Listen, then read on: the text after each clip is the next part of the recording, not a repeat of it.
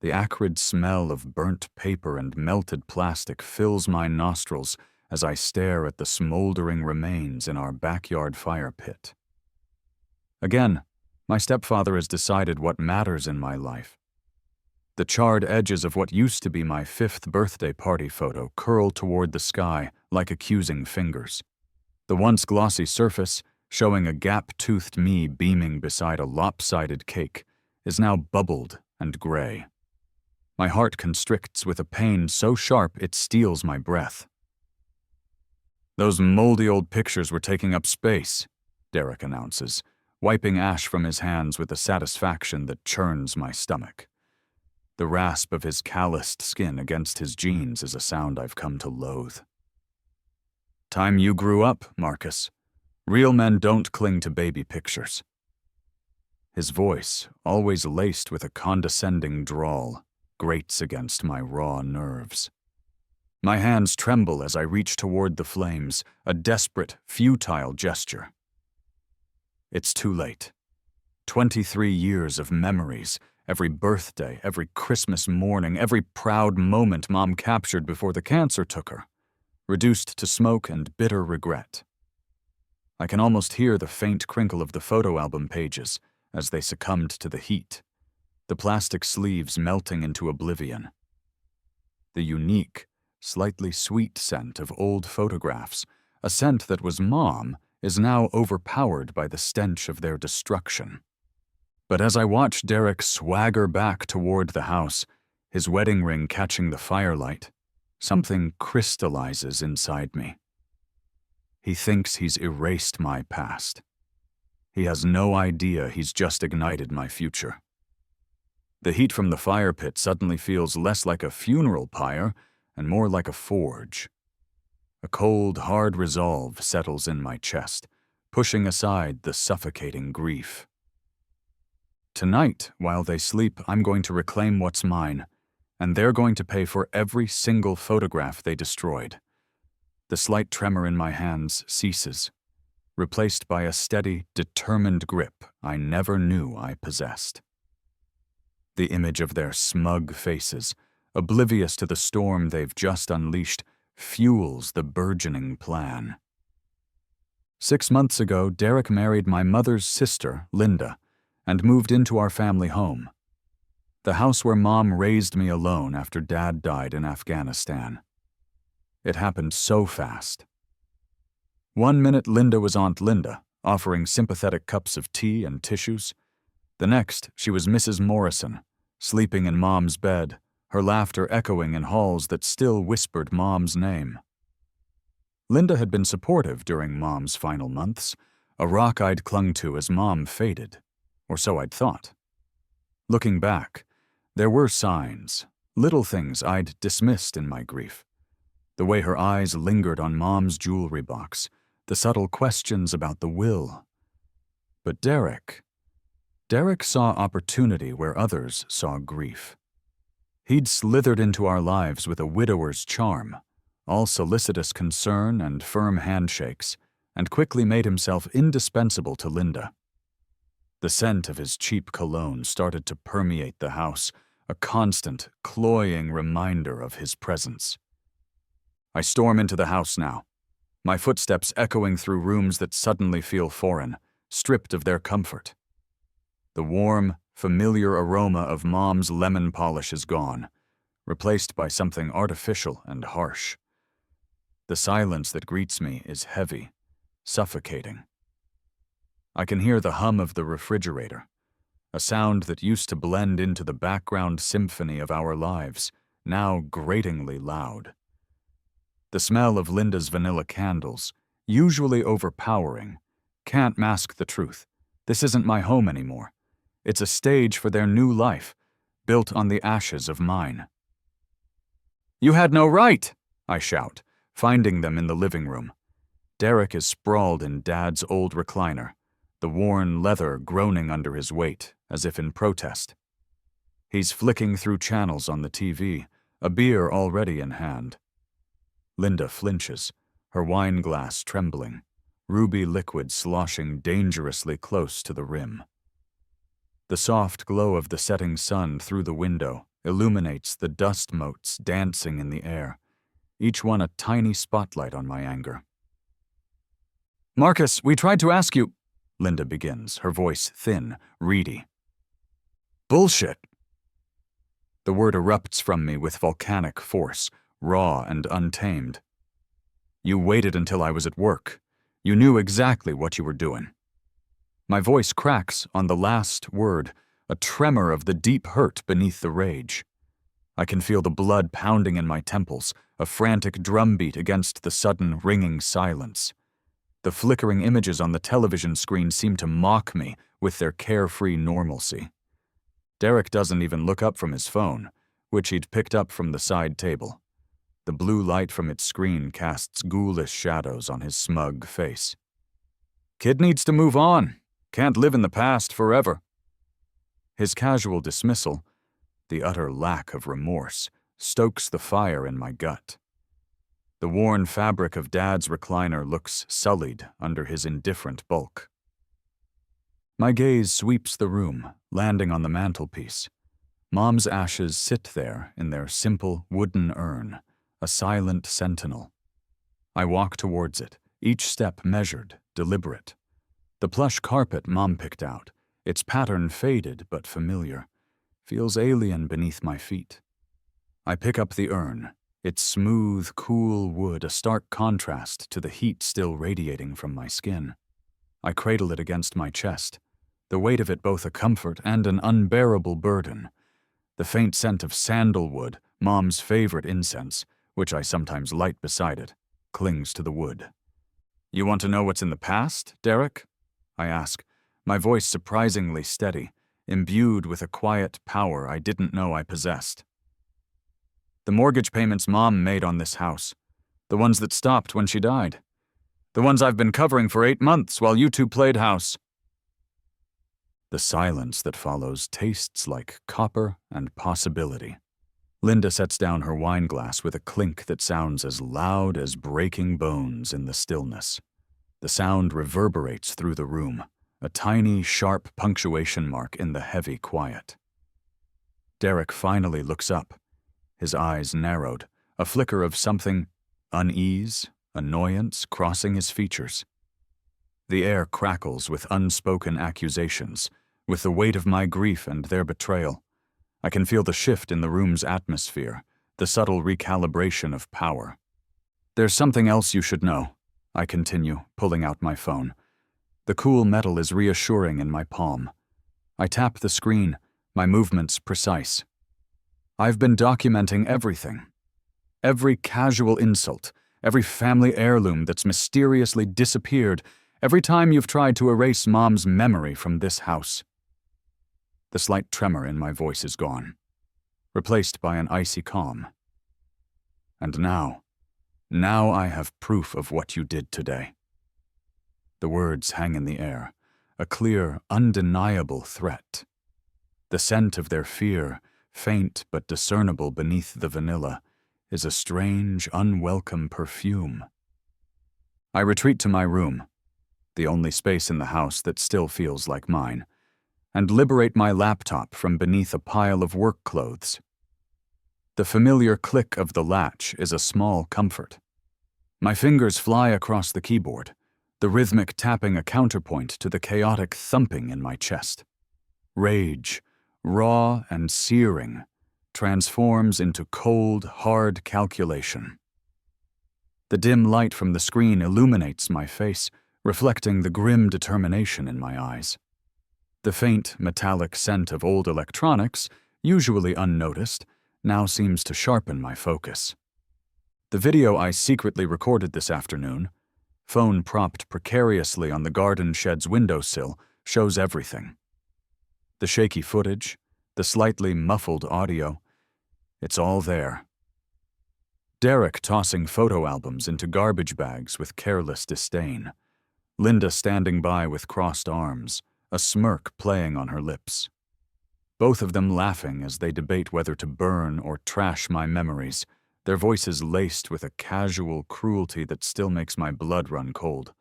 The crackle of the fire as the first album caught. The way Derek poked at the burning memories with a stick. It's all there. Damning evidence.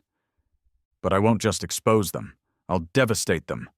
The thought isn't born of malice, but of a desperate need for justice, for a rebalancing of the scales. My breathing evens out, the initial fury solidifying into a focused resolve.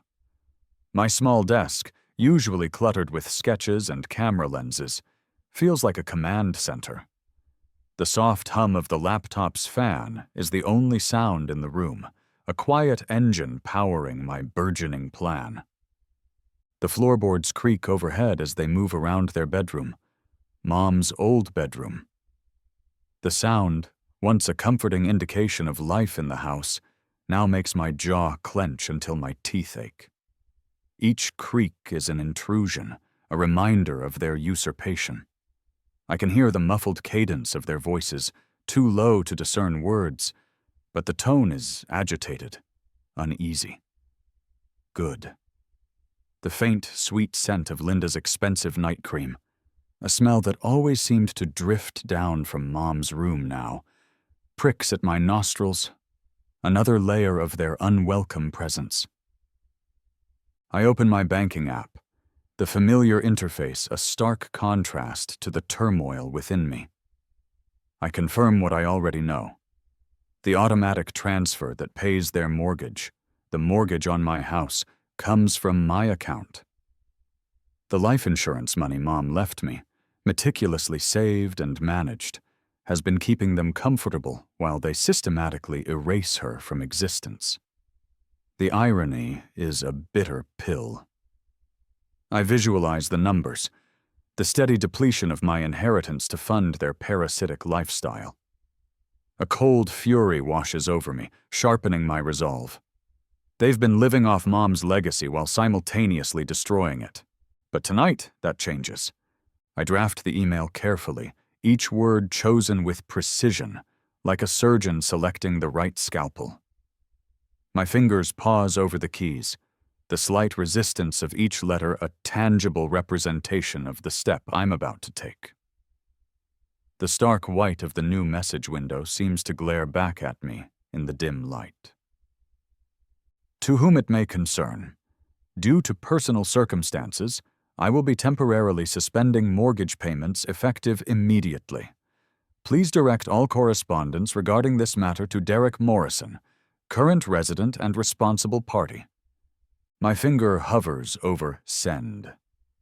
A wave of trepidation washes over me. Once I press it, there's no going back.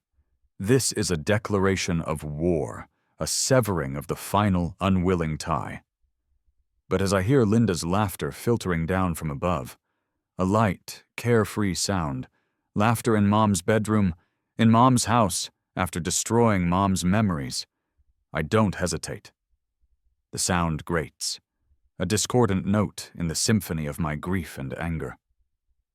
The image of her, comfortable and amused in the room where my mother fought her last battles, banishes any lingering doubt. The email disappears into cyberspace, carrying my declaration of war. A small, almost imperceptible whoosh signals its departure. A sense of grim satisfaction settles over me. The click of the mouse echoes in the sudden silence. Growing up, Mom always said I had an artist's eye. She was the one who first put a camera in my hands, a clunky old film SLR she'd used in college. The cool, metallic weight of it felt like a key to another world. She encouraged my photography, patiently teaching me about aperture and shutter speed, the delicate dance of light and shadow. She helped me set up a makeshift darkroom in the basement, the air thick with the pungent, chemical scent of developer and fixer, a smell I came to associate with magic. We'd spend hours down there, the red safe light casting an eerie glow as images slowly emerged on paper, like ghosts materializing from another realm. She celebrated every small success, every slightly less blurry shot, every photograph that captured a fleeting moment of beauty. Those destroyed photos weren't just memories. They were proof that I was loved, that I mattered, that I existed before Derek decided I was inconvenient. They were tangible links to her, to her belief in me. I pace my room now, the confines suddenly too small, like a caged animal. My mind races through possibilities, scenarios, options.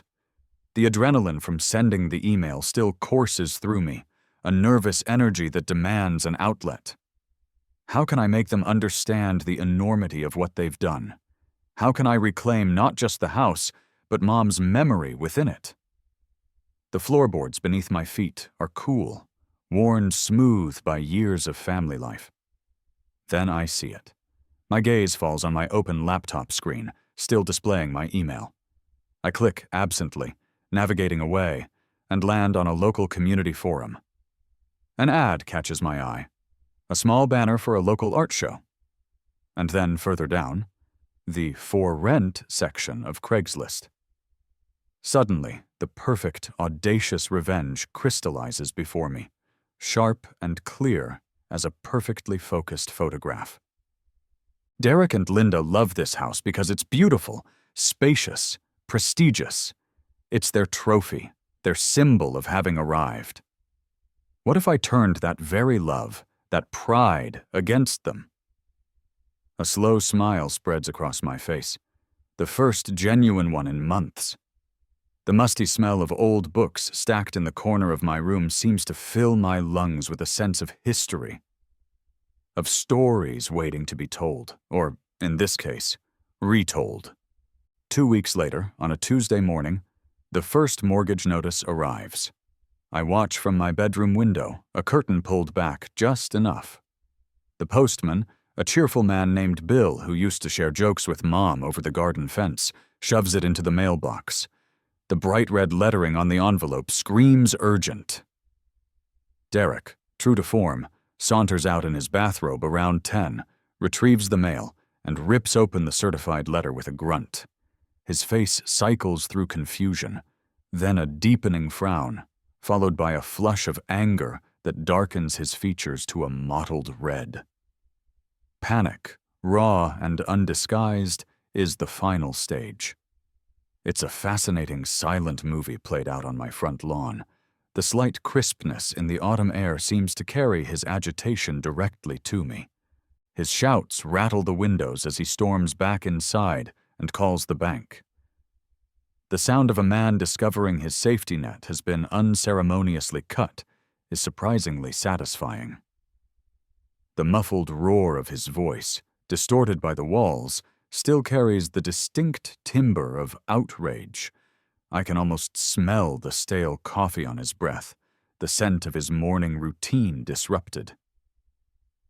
"What do you mean the payment stopped?" His voice carries clearly through the thin walls, sharp with disbelief. "Check again.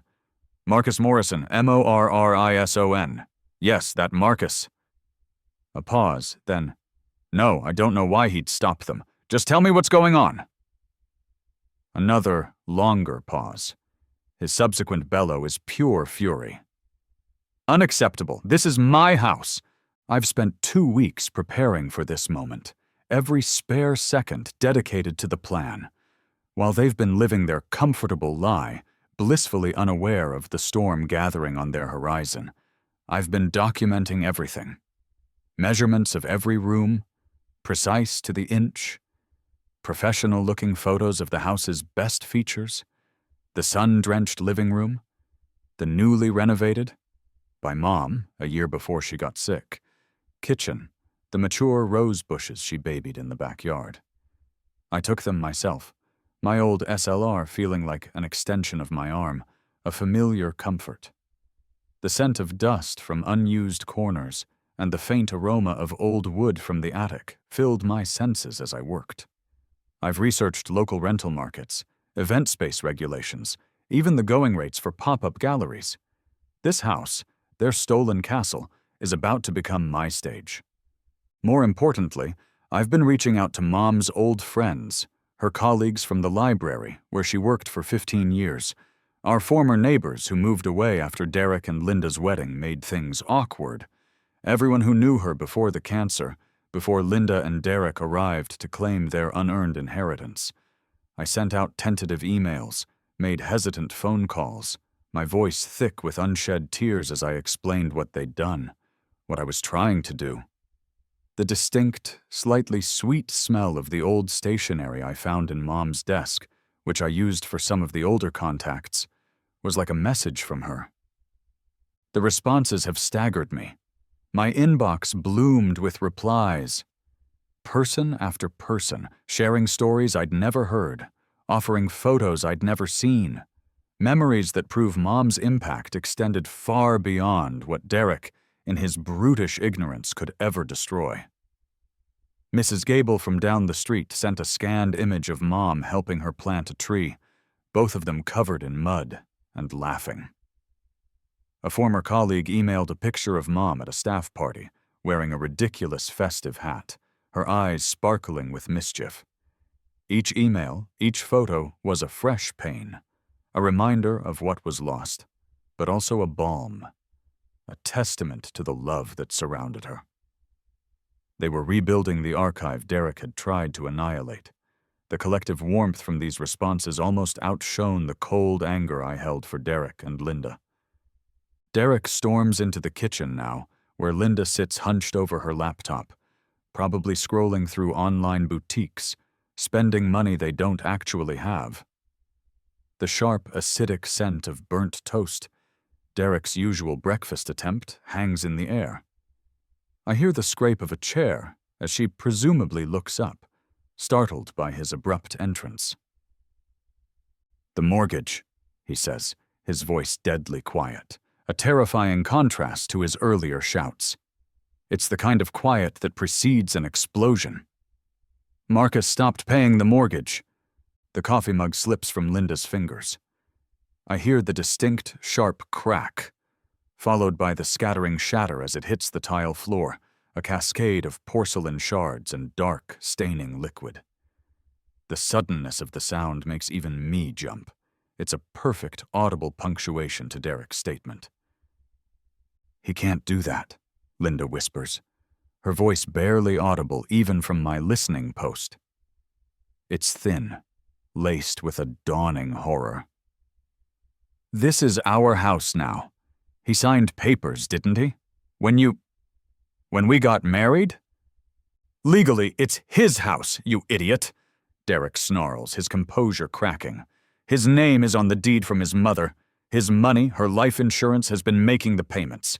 We're tenants, effectively, though he hasn't been charging us rent." The venom in his voice is palpable. "Then we'll make him pay. We'll threaten to kick him out. He can't just cut us off?" Linda's voice rises, a hysterical edge creeping in. The faint, cloying scent of her expensive perfume seems to intensify with her agitation. Derek's laugh is a harsh, barking sound, holding no humor, only bitter self-realization. "With what leverage, Linda? The kid's been paying our bills for months. We have nothing on him. We're fucked." I press my ear against my bedroom door, the cool, smooth wood a conduit for their rising panic. I'm savoring every word, every nuance of their dawning desperation. The wood is cool against my skin, and I can smell the lingering vanilla candles that Linda burns constantly, a scent that now, instead of masking anything, seems to absorb and amplify the stench of their fear. It's a small, petty satisfaction, but it's mine. That afternoon, as the sun begins to dip below the horizon, casting long, eerie shadows across my room, I get the call I've been waiting for. My phone vibrates against the worn wood of my desk, the sound loud in the quiet room. "Marcus? This is Janet Chen from the City Planning Office. You mentioned wanting to discuss a special events permit a couple of weeks ago?" Her voice is brisk, professional. The scent of the lavender laundry detergent Mom always used, a scent that still clings to the curtains in my room, seems to calm my racing heart. "That's right," I say, my voice clear and steady, deliberately loud enough for my voice to carry downstairs, to where I know Derek and Linda are stewing in their self-inflicted mess. I stand up, walk towards my open door, projecting my words into the hallway. "I'm planning a memorial exhibition, a celebration of my late mother's life and her impact on this community. I'll need permits for public access to a residential property, and perhaps some guidance on temporary signage." The house falls silent, utterly, completely silent. Even the floorboards, usually so communicative of their movements, stop creaking. The only sound is the frantic thumping of my own heart, a wild bird caught in my chest. The faint, metallic tang of anticipation is sharp on my tongue. 1 month later, the transformation is complete, and it's beautiful in a way that would make Mom proud. Her bedroom, Derek and Linda's former sanctuary, the room they'd so casually defiled with their presence, now serves as the centerpiece, the heart, of the Margaret Morrison Memorial Gallery. The air in the room, once heavy with their arguments and Linda's cloying perfumes, now feels light, almost sacred. The lingering scent of old wood from the polished floorboards Mom had so carefully maintained mingles with something new and hopeful. The smell of fresh paint, a soft, calming dove gray I chose specifically, mingles with the delicate lavender sachets Mom used to keep in her dresser drawers. I found a few, tucked away in a box of her linens, and recreated that scent perfectly with essential oils. It's subtle, not overpowering, and it draws visitors deeper into the space like a welcoming, spectral embrace. The gentle fragrance is a counterpoint to the visual feast, a subtle sensory anchor to the memories the room holds. Where Derek's oversized, garish clothes once hung in Mom's carefully organized closet, enlarged photographs now line the walls, professionally mounted and lit. Each one tells a story. Mom, radiant in her cap and gown at her college graduation, her eyes bright with dreams. Mom, her face soft with wonder, holding me as a newborn, my tiny hand gripping her finger. Mom, her sleeves rolled up, hair tied back, serving meals at the local food bank, a kind smile for everyone. Mom, caught mid-twirl, laughing with unbridled joy at her sister's wedding. That's Linda, of course, a younger, seemingly sweeter Linda, before greed and resentment transformed her into the stranger who now skulks in my kitchen. The sharp contrast between the Linda in the photo and the Linda downstairs is a silent testament to choices made and paths taken. Visitors gasp when they enter. I've heard it every time I've opened the door for a preview. The room pulses with life, with love, with the undeniable, vibrant evidence of a woman who mattered deeply to so many. It's not a shrine to grief, but a celebration of a life lived with passion and kindness. The soft, focused lighting on each photograph makes them seem to glow from within, imbuing them with an almost holy aura. The hushed reverence of the visitors is a stark contrast to Derek's earlier boorish pronouncements about moldy old pictures. But the crown jewel, the piece that draws the most emotional reactions, sits in the center of the room on a simple, elegant pedestal. A large digital frame, its screen cycling through hundreds of photos. These aren't just my photos.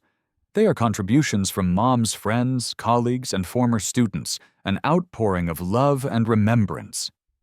The photos Derek burned were just the beginning, a tiny fraction of the memories she'd created.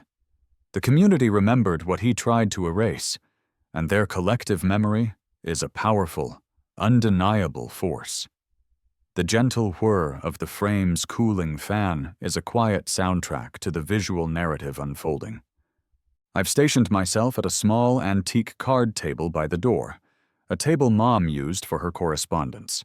On it sits a simple guest book and a discreetly placed donation box. I'm accepting suggested donations of $20 per visitor. The money isn't the point, not entirely anyway. The humiliation is. The idea of Derek and Linda knowing that strangers are paying to walk through their formerly private space, to witness their shame, is a particular kind of delicious. The worn velvet of the donation box, a repurposed jewelry case of Mom's, feels soft beneath my fingertips as I make change. Derek and Linda huddle in the kitchen, effectively prisoners in their own home. Their hushed, angry whispers are a constant undercurrent to the gallery's calm. The front door opens every 15 minutes as another small, pre-booked group arrives for their scheduled tour. I keep the groups small to maintain an intimate atmosphere. Their voices, though respectfully low, carry throughout the house as they move from the entryway display of Mom's Community Service Awards to the main gallery. They share stories, quiet laughter escapes as they recognize familiar faces in the photos. They celebrate Mom's legacy. The aroma of brewing coffee, which I offer to visitors, wafts through the house, a homey scent that further contrasts with the tension emanating from the kitchen. "This is insane," Linda hisses, her voice a venomous whisper. I see her peering through a tiny gap in the kitchen blinds, watching the line of people waiting patiently on the porch. "He's turned our bedroom into a fucking museum. People are paying to walk through our house." The thin fabric of the blinds rustles with her agitated movements. "Technically," I call from the hallway, my voice calm and carrying, "it's Mom's bedroom. Always was. You were just borrowing it. And yes, they are paying. It seems Mom's memory is quite valuable." I allow a small, satisfied smile to touch my lips. The scent of their fear is stronger today, sharp and acrid, like burnt sugar. Derek appears in the kitchen doorway, his face flushed a deep, unhealthy red, his eyes narrowed into slits of impotent rage. He looks like a cornered animal. "You can't do this," he grinds out, his fists clenched at his sides. "This is harassment. It's an invasion of our privacy." I can hear the almost inaudible crackle and hum of my phone in my pocket, discreetly recording our conversation. The cool metal against my thigh is a reassuring weight. "Actually, Derek, I can. I have all the proper permits from the city planning office. They were very understanding when I explained how important it was to preserve Mom's memory, especially given recent events." I let that hang in the air. Public interest, they called it. "Besides," I add, slowly pulling out a thick manila folder from the bag at my feet, the one filled with neatly organized documents, "I've been doing some more research into property law since our last, financial misunderstanding. Turns out there are some very interesting rules about long-term guests versus legal tenants, especially non-paying guests who have actively damaged the property owner's assets." The color drains from Derek's face, leaving it a pasty, unhealthy gray. Even Linda, usually so quick with a cutting remark, is stunned into silence. The folder, with its implied threat of legal action, seems to suck all the fight out of them. The faint, rhythmic tick-tock of the grandfather clock in the hall, another of Mom's treasures they'd grudgingly tolerated, suddenly seems deafening in the charged silence. The evening tour group is the largest yet. 37 people, a mix of old friends of Mom's, former colleagues, even a few local artists who'd heard about the unique installation. They are packed respectfully into the gallery, their hushed conversations creating a gentle murmur. The collective warmth of their bodies makes the room feel cozy, alive. I've lit a few more lavender-scented candles, and their soft glow, combined with the track lighting, casts a reverent ambiance. The air is thick with shared remembrance and a quiet, dignified sorrow. Emotional verb. Mrs. Henderson from next door, her frail hand trembling, picks up the guest book. She doesn't write, but instead reads aloud from a well-worn thank you card Mom sent her years ago, after Dad's funeral. Her voice, though thin with age, carries clearly. "Your kindness, Mary," she reads, her eyes glistening, "reminds me that family isn't just blood. It's the people who show up when darkness falls. You have been a true sister to me." Her voice breaks on the last few words. A collective sigh, a soft sound of empathy ripples through the room. The bitter irony isn't lost on anyone. Linda, who shares Mom's blood, who should have been that sister, hides in the kitchen, probably listening with a burning mixture of shame and fury, while strangers celebrate her sister's memory with genuine affection. The scent of Mrs. Henderson's rosewater perfume, a fragrance as timeless as her friendship with Mom, fills the small space around her. The sound of genuine laughter, soft at first, then growing, fills the house for the first time since Mom died. It starts when Mr. Abernathy, Mom's old boss from the library, recounts a funny story about Mom accidentally setting off the fire alarm trying to make tea during a power outage. The laughter echoes off the walls, not hollow or forced, but warm and real, like a blessing. It feels as if it's driving out months of Derek's cynical commentary and Linda's bitter, sniping complaints. The house seems to breathe again, its lungs filled with something other than sorrow and resentment. The faint, almost imperceptible scent of old paper and binding glue that always clung to Mr. Abernathy seems to add an academic, yet warm, touch to the atmosphere. I've saved the best for last. As the tour concludes, and people are starting to make their quiet farewells, I guide everyone to the living room. I've set up my laptop, connected to our big-screen TV, the one Derek usually monopolizes for his sports games. The screen is currently blank, a dark mirror reflecting the expectant faces in the room. The aroma of the coffee I'd brewed earlier still hangs faintly in the air, a comforting backdrop. Before we end tonight's memorial, I'd like to share something special, I announce, my voice steady, though my heart is hammering against my ribs. My mother always said actions reveal character. Tonight, I want you to see the character of the people who claimed to love her, the people who benefited from her generosity even after her death. A nervous hush falls over the room. The video begins. The shaky, slightly grainy footage from my phone fills the large screen. It starts with Derek, his face set in a sneer, tossing the first photo album into the waiting garbage bag. The crowd's murmur, initially confused, turns hostile as they watch him laugh, a cruel, dismissive sound, while destroying irreplaceable memories. When Linda appears on screen, arms crossed, a smirk on her face as she makes a joke about finally getting rid of the shrine, several visitors gasp in recognition. The sound is sharp, like indrawn breaths of disbelief and dawning outrage. The scent of cheap plastic from the garbage bags in the video almost seems to emanate from the screen. "That's Margaret's sister," someone whispers, loud enough for everyone to hear. The one who spoke so beautifully at the funeral about their unbreakable bond. The disgust in the whisper is palpable. The room's temperature seems to drop 10 degrees as people realize the depth of the betrayal they're witnessing.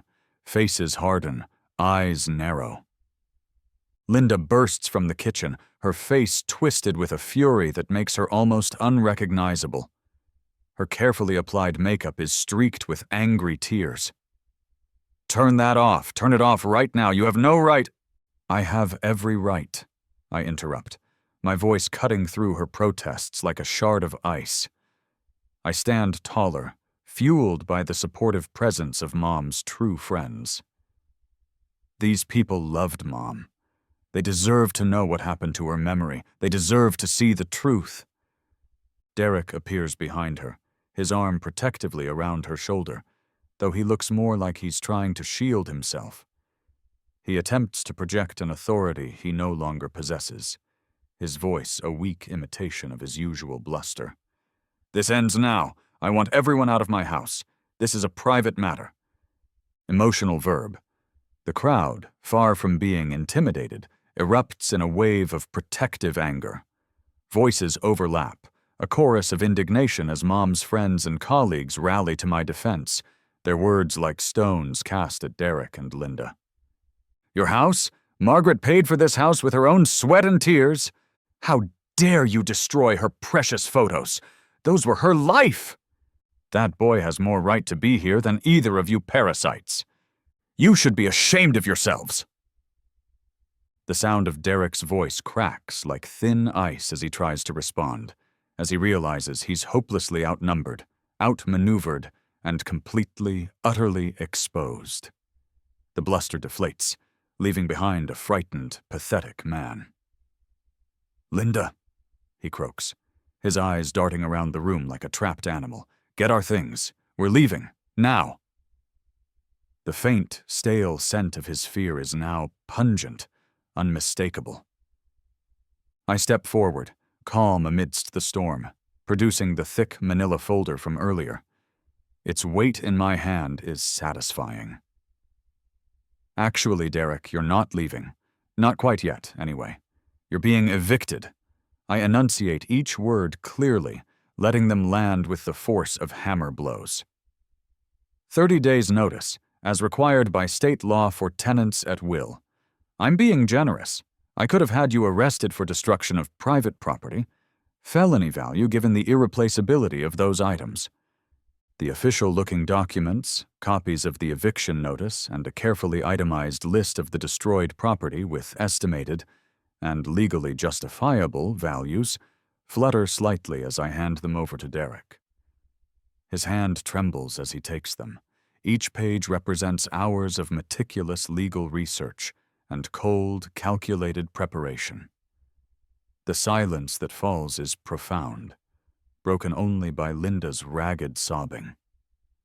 The scent of justice, I decide, is unexpectedly sweet. 1 month later, the house feels alive again. Truly alive.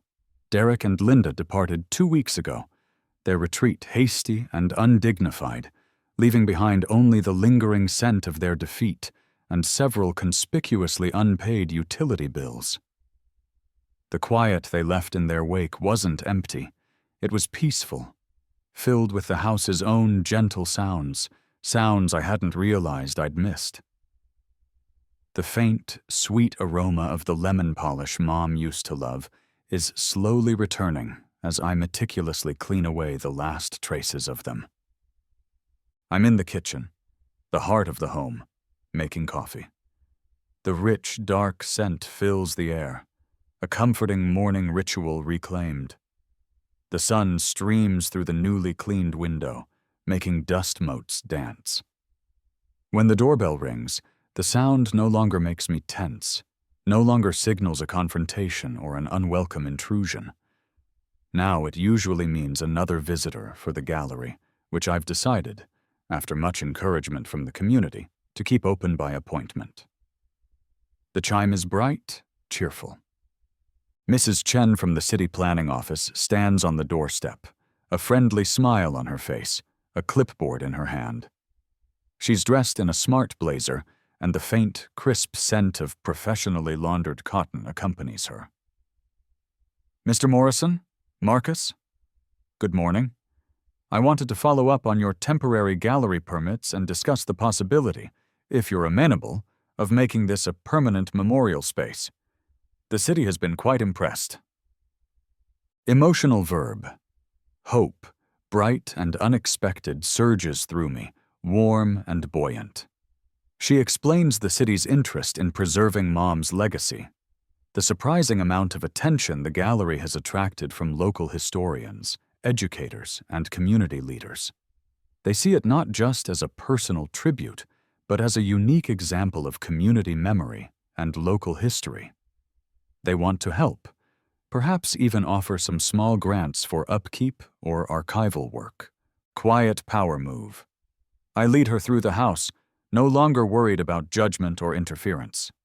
This is my space now, my narrative, my responsibility, my singular opportunity to honor Mom's memory properly, on my own terms. I point out the structural changes I'm considering to better accommodate visitors, the archival system I'm developing for the incoming photos and stories. The house feels solid around me, supportive. In her bedroom, the gallery's heart, Mrs. Chen pauses before the large digital frame, still cycling through hundreds of contributed photos. She watches for a long moment, her expression thoughtful. "Your mother touched many, many lives, Marcus," she observes quietly, her voice tinged with genuine admiration. The gentle whir of the frame is a soft counterpoint to her words. "She did," I agree, my voice thick with emotion I no longer try to suppress. I watch the faces cycle past. Students Mom tutored who are now successful professionals, neighbors she helped through illnesses and hardships, friends she supported through their own dark times, her face always kind, always engaged. Derek thought he could erase all that by burning a few old photo albums. He had no idea how deep her roots actually went, how many lives she'd woven herself into. The afternoon light, clear and golden, filters through windows I've deliberately left uncovered, stripped of Linda's heavy, suffocating drapes. It casts warm, inviting shadows across the memorial displays, illuminating the love and care evident in every detail. Everything smells of lavender and possibility, of new beginnings. As Mrs. Chen takes notes for her report, her pen scratching softly on the paper, I think about the bank balance. It's grown substantially from gallery donations and a few anonymous contributions, enough to cover the mortgage for years, enough to start a small foundation in Mom's name, perhaps. I think about the flood of photos and stories still arriving daily by email and post, a testament to a life that continues to resonate. And most of all, I think about the peace that has settled over this house, over me, like a warm, comforting benediction. Derek threw out my childhood photos, thinking he could control my narrative, diminish my past, erase my mother. Instead, he inadvertently gave me the motivation, the furious energy, to create something infinitely larger than revenge, a living, breathing celebration of love and community that he, in his bitterness and greed, could never understand, let alone destroy. My phone buzzes softly in my pocket. A text message from someone who attended last week's memorial tour, a woman I'd never met before who had been one of Mom's adult literacy students. "Thank you again for sharing your mother's story, Marcus. She changed my life. She would be so incredibly proud of the man you've become." I look around the gallery, at the faces of everyone who loved Mom, at the tangible evidence of a life so well lived that no amount of casual cruelty or calculated malice could ever truly diminish it. She would be proud, and for the first time since she died, truly, deeply, that's enough. I close my eyes and breathe deeply, inhaling the intermingled scents of lavender and fresh paint and the lingering warmth of community love. The house is quiet, but it's no longer empty. It's full of her, full of love, full of a future I'm ready to embrace. Derek tried to bury the past. Instead, he helped me build a future where Mom's memory will not only live, but will flourish, inspire, and continue to touch lives. And yes, admission is still charged. Every dollar goes to keeping her story alive.